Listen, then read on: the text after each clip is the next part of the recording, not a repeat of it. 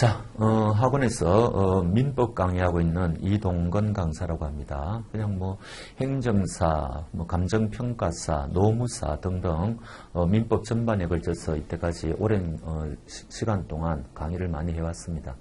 여러분들 1차 치시고 나서 시간 여유가 조금 있는데 그 기간을 어떻게 해서 효율적으로 이제 공부를 해야 되느냐, 거기에 이제 주 목적을 두고 오늘 이런 자리를 마련한 거죠.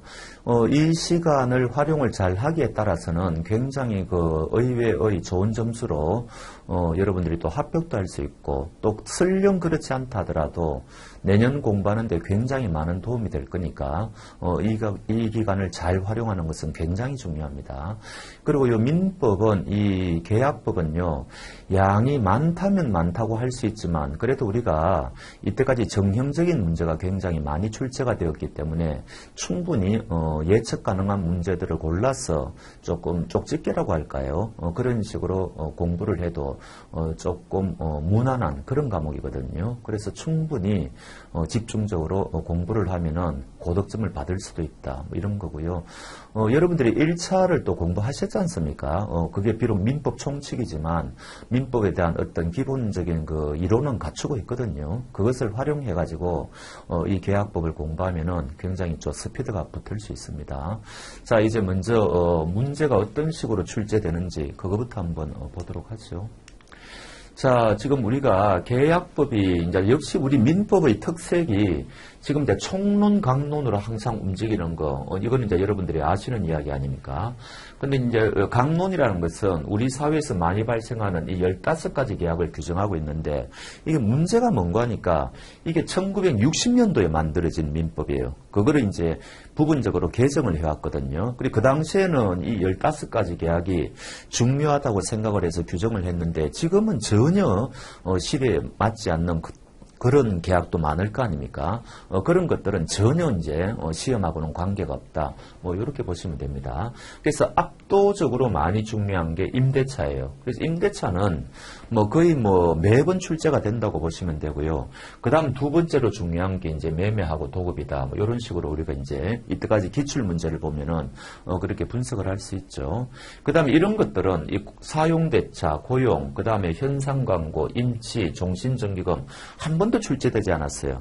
앞으로도 출제가 안 될 건데, 저는 의외타 문제로 현상광고는 20점짜리 약술형이라든지 판례가 한 두어 개 있으니까 요거는 우리가 의외타 문제로 대비를 해야 된다, 뭐 이렇게 생각을 합니다. 그러니까 우리가 이런 거죠. 우리가 특 A급이라 해가지고 이제 요거는 언제라도 출제가 가능한 거, 그 다음에 이제 B급, C급 이런 식으로 우리가 나눈다면은 A급 문제는 우리가 굉장히 이제 뭡니까, 신경을 많이 써야 되고, 그 다음에 항상 의외타 문제가 한 문제 정도는 나올 가능성이 있으니까 그런 거에 대해서 우리가 백지를 낼 수는 없지 않습니까? 그래서 그런 거에 조금 기본적으로 답을 그냥 쓸 수 있을 정도는 연습을 해야 되는데, 현상 광고가 의외타 문제로 출제될 가능성이 있다, 저는 그렇게 보는 거죠.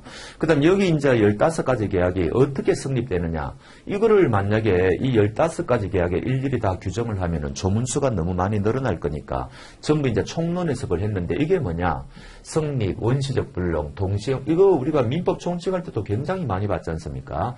그 다음에 제3자를 위한 계약, 그 다음에 특히 계약의 해제, 뭐 이런 건데, 상대적으로 중요도가 떨어지는 게 이제 원시적 불능하고 위험 부담이에요. 그렇지만 이게 중요하지 않다는 건 아니고, 워낙 이 계약 총론에는 중요한 게 많기 때문에 그런 겁니다. 이거는 계약의 해제는 우리가 민법 전체에서 제일 중요하다고 보시면 돼요. 그리고 제일 어려운 부분입니다. 또 이 해제의 효과라는 게. 근데 금년도에 나중에 말씀드리겠지만 출제가 되어버렸죠. 그래서 하여튼 이런 식으로 돼 있고, 비중이 비슷합니다. 그래서 하여튼 계약 총론에서는 해제는 뭐 그냥 자주 출제된다고 보시면 되고, 이거는 굉장히 쉬운 부분인데 생각보다 출제가 많이 되고 있고요. 그 다음에 이런 것들, 특히 제3자를 위한 계약도 반복돼서 출제가 되고 있거든요. 그래서 하여튼 다 하나같이 다 중요하다, 이렇게 보시면 틀림없습니다. 자, 그러면은 이제 조금 전에 말씀드린 거고, 이제 네 문제가 나옵니다. 이제 네 문제가 어떤 식으로 나오느냐, 그걸 한번 보자는 이야기죠. 자, 이게 이제 작년도 문제인데, 작년도 이게 이제 케이스 문제가 1번은 반드시 케이스 문제가 나오거든요. 근데 항상 40점짜리예요. 그러면은, 작년도는 정말 생각보다 어렵게 출제가 됐습니다.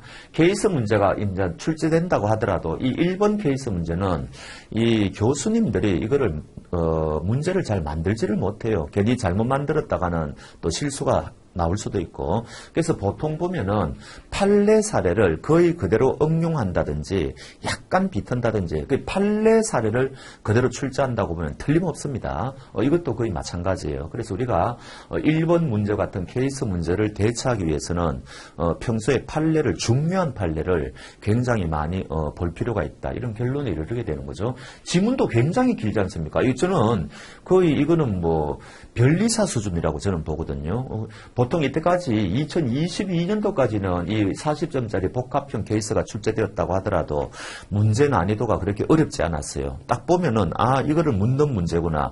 이 복합형은 결국 쟁점 추출하는 거 아닙니까? 근데 이 부분은 쟁점을 물론 추출할 수는 있죠. 이 가형 계약 해제할 수 있는가? 이 해제 요건을 묻는 거고, 그럼 해제하면은 그 효과가 뭐냐? 이런 식으로 이제 20점짜리 식으로 나누거든요. 근데 이게 단순한 문제가 아니고 앞에 이런 뭡니까? 계약서를 덜먹여가면서 이렇게 하니까 문제 읽는 데만 해도 굉장히 시간이 많이 걸리고, 또 여기 어디에 함정이 있을까, 이런 식으로 여러분들이 현장에서 생각을 해보시면 시간 다 가거든요. 그래서 하여튼 작년도 문제는 굉장히 어려운 문제였다. 하여튼 1번 문제는 40점 중에서 문제를 또 두 가지로 나누어 가지고 이렇게 20점, 20점씩으로 한다는 거죠.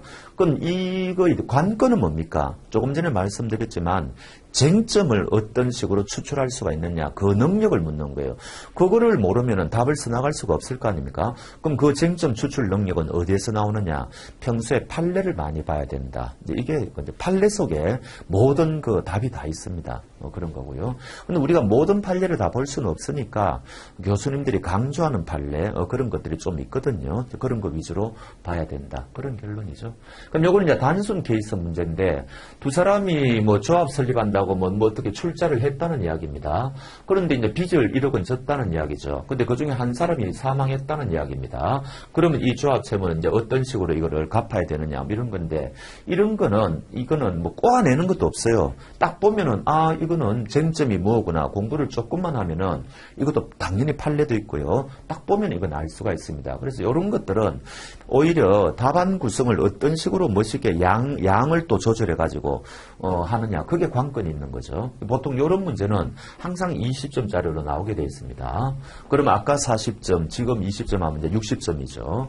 또 하나는 이런 문제, 케이스 문제를 위장하는 거죠. 케이스 문제를 위장하는데 사실은 케이스 문제가 아니에요. 뭐 이렇게 해가지고 하는데, 자, 이때 이런 걸 우리가 제3자를 위한 계약이라고 하거든요. 근데 이 제3자를 위한 계약을 얘가 수익의 의사표시를 하기 전과 하기 이후로 나누어 가지고 약수를 해라. 그럼 요게 10점이고 요게 10점일 거 아닙니까? 그러면 요거는 앞에 이 말이 없어도 이거는 문제가 성립하는 거예요. 근데 요거를 케이스식으로 위장해 가지고 이제 하는 거죠. 그러니까 요거는 사실은 그냥 약술형 문제에 가깝다, 이렇게 할 수가 있고, 이거는 우리가 이 문제는요, 몇 년 전에도 똑같은 문제가 출제됐어요. 그 대신에 요 앞에 있는 말은 이게 없었죠. 옛날에는 그냥 제3자를 위한 계약에서 수익의 의사표시 전과 이후로 나누어 설명하라, 뭐 이랬거든요. 그러니까 반복되는 문제가 생각보다 많습니다.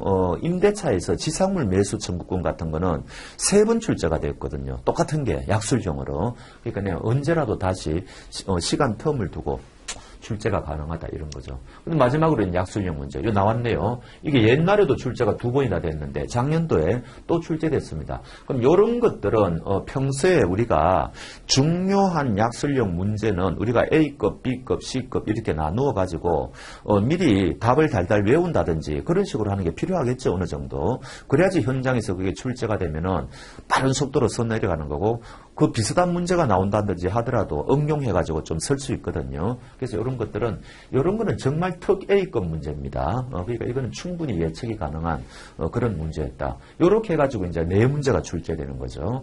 그래서 40점짜리 한 문제, 20점짜리 3문제, 이런 식으로 출제가 되는데, 자, 작년도에는 조금 전에 말씀드린 거고, 보통은 이렇게 약술형을 이렇게 냅니다. 근데 이때는 또 2문제나 내고요. 그러니까 이제 40점짜리가 이제 한 문제 나오는 거는 이제 변동이 없는 거죠. 요거 이제 소논점으로 이제 20점, 20점 이렇게 이제 나눈단 말이죠. 요거는 또 30점, 10점이네요. 뭐 이런 식으로 나누고, 그 다음에는 이제 이거를 뭐 케이스 문제를 낸다든지, 요거는 아예 약술형 문제가 없고요. 요거는 또 이제 이런 식으로 출제하고, 다양하게 낸다는 거죠. 이런 식으로. 그래서 보면은 이 전형적인 문제예요. 이게 정말 중요하거든요. 계약금 규정이. 다 이거 예상 가능한 문제고, 그 다음에 이거는 정말 의외타 문제인데, 이게 뭐 20점짜리 가치가 있는가는 모르겠는데 이런 거는 예상하기 힘듭니다. 그렇지만은 우리가 평소에 계약의 성립에서 요 객사청약은 보기 때문에 여러분들이 답을 쓸 수는 있어요. 그 다음에 다른 거 다 뭐 전부 우리가 다 예상 가능한 문제거든요. 그 다음에요, 요게 정말 의외타 문제예요. 이런 것들은 이거 출제되면은 이것도 마찬가지입니다. 요 2019년도는 정말 놀랬을 거예요. 요런 의외타 문제가 출제가 되면은 평소에 어느 정도 쓸 수 있도록 기본적인 어떤 개념을 갖추어야 되겠죠. 그래서 도대체 이제 요 환매는 몇 자가 하나 더 있네요. 환매는 우리 민법에 있으니까 요 정도는 조금 공부하고, 이게 재매매 계약하고 어떤 차이가 있느냐, 기본적인 건 아셔야 되거든요. 그것만 알아도 조금 분량을 어떻게 늘려가지고 분량을 어느 정도 채울 수는 있습니다. 이것도 의외타 문제예요. 제3자의 채권 침해 의외타 문제고, 그 다음에 쭉 보면은 또 뭡니까? 이게 다 예상 가능하거든요. 그래서 연도에 따라서는 의외타 문제가 출제되는 경우가 좀 있다는 거죠. 이것도 의외타예요. 준소비대차 예상 못했을 겁니다. 뭐 그러고 요 무자가 빠졌네요. 조합치면 또 나왔잖아요. 아까 우리가 봤지 않습니까? 뭐 그런 거고. 그 다음에 수임인의 의무는 이거 출제할 만한데 딱 한 번밖에 출제가 안 됐어요. 여러분들이 합격하시면 고객들하고 위임 계약을 맺지 않습니까? 그러면 여러분들은 어떤 의무를 지느냐? 이게 현실성이 있단 말이죠. 근데 이게 10년 전에 출제되고 한 번도 출제가 안 됐는데, 그럼 이게 이제 금년도에 또 출제가 안 되리라는 보장이 없죠. 그래서 이런 건 우리가 B급이라든지 C급 문제로 생각해가지고 평소에 조금 답을 만들어 놓으셔야 된다. 그런 이야기가 되는 겁니다. 자, 그래서 계약법 총칙은 특히 요 해제가 중요하다고 말씀드렸는데, 요거는 계약금에 의한 해제도 있거든요. 그럼 요거 합하면 벌써 이게 7문제가 되지 않습니까? 그런 거죠. 그래서 하여튼 골고루 출제가 된다, 뭐 이런 말씀을 드리고, 그 다음 매매의 경우에는 담보 책임이 정말 어렵고 중요하거든요. 환매는 의외타 문제라 그랬죠. 뭐 이런 식으로 이제 출제가 되었고, 이거는 사실은 해제 문제입니다. 교환 계약을 빙자한 해제 문제라고 봐야 됩니다. 이제 그렇고요. 요거 의외타 문제라고 보십시오. 임대차, 여기 이제 민법이 있고 특별법이 있는데, 다 중요해요. 다 중요한데, 상가임대차보호법은 워낙 판례도 많고 한데, 케이스 문제로 나온 적은 한 번도 없어요. 케이스 문제로도 저는 충분히 출제가 가능하다고 보는 부분인데, 이상하게 아직까지는 약술형으로만 출제되었습니다. 하여튼 요 임대차가 정말 중요하다. 그 다음에 도급도 정말 중요해요. 계속 끊임없이 나오고 있고, 그 다음에 여행계약, 요거는 이제 세무라고 하면 안 되죠. 요거는 이제 중요한 거고. 그 다음에 이제 요거 다 중요해요.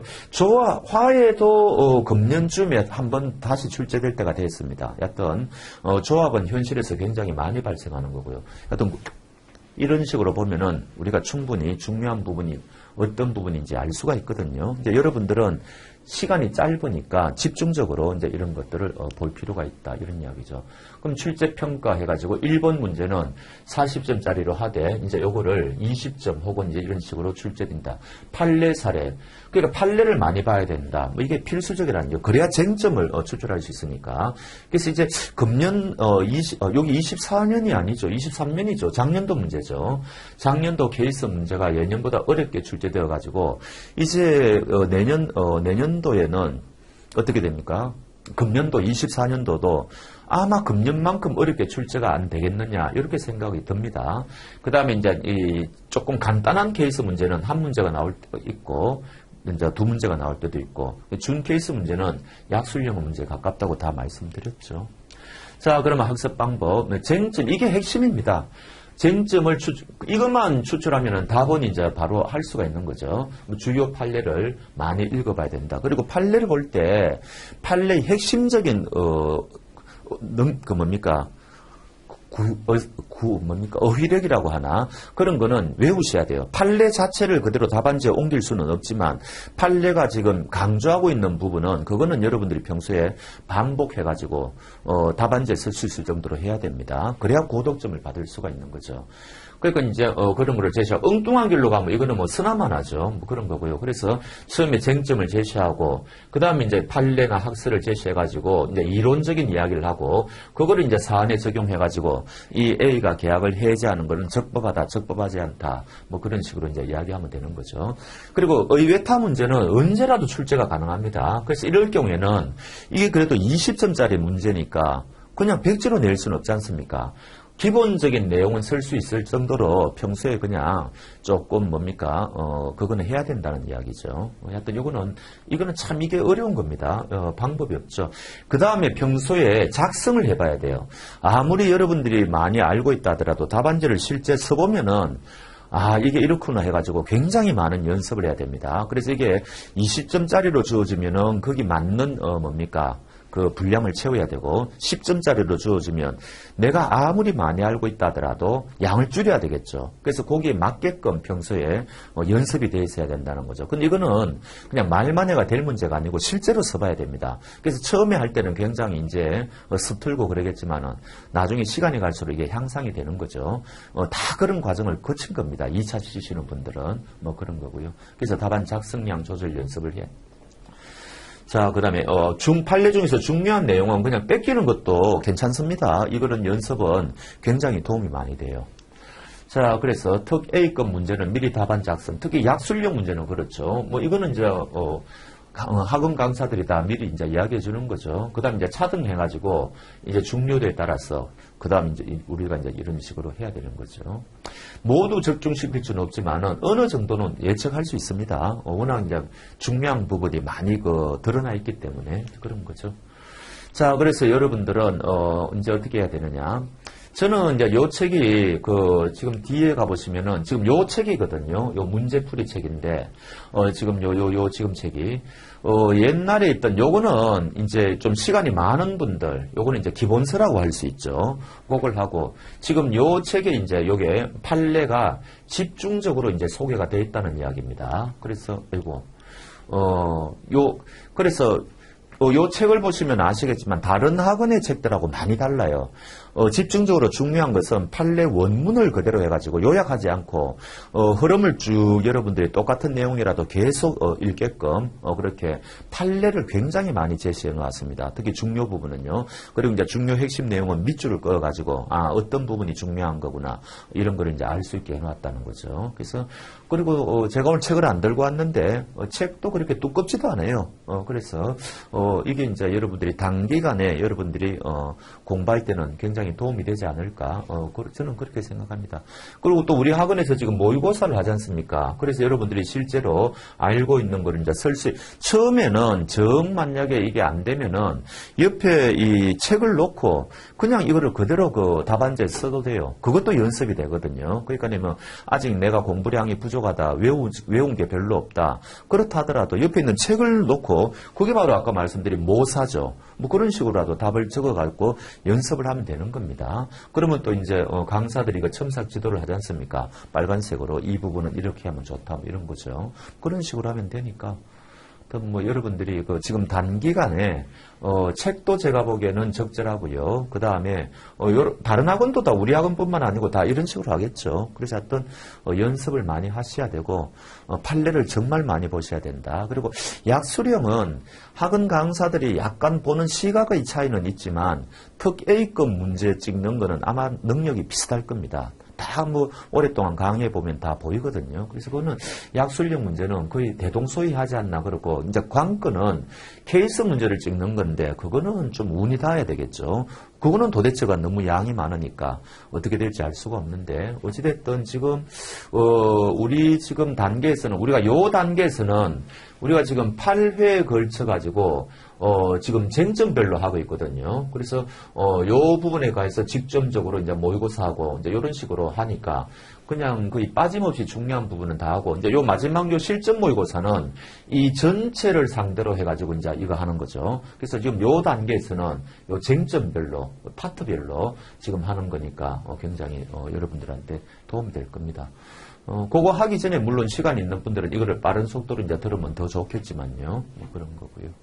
자, 그렇습니다. 그래서 지금 일단은 우리한테 주어진 시간은 그렇게 뭐 1차 여러분들이 치시고 난 뒤에 지금 뭐 시간을 효율적으로 활용하고, 그래서 설령 뭐 합격할 가능성은 아무래도 1년 동안 공부하신 분들보다는 떨어지겠죠. 그래도 이렇게 집중적으로 공부, 옛날에 사법시험도요, 1차 치고 난 뒤에 사법시험은 이거보다 공부 책이 뭐 훨씬 시험 범위가 넓거든요. 그래도 3개월 동안 해가지고 합격한 사람들이 드물게 있었습니다. 근데 우리 행정사는 그거보다는 상대적으로 뭡니까, 수험 범위가 적은 편이니까 충분히 가능하죠. 집중적으로 하면. 그래서 그렇게 생각하시고, 설령 내가 이번에 안 되더라도 또 내년을 위해서 굉장히 시간을 효율적으로 쓰고자 하시는 분들은 굉장히 이런 강의가 굉장히 도움이 될 겁니다. 그래서 하여튼 1차 민법 여러분들이 어느 정도 이때까지 아시는 지식을 바탕으로 또 계약법을 해보시면 재밌죠, 계약법이. 그래서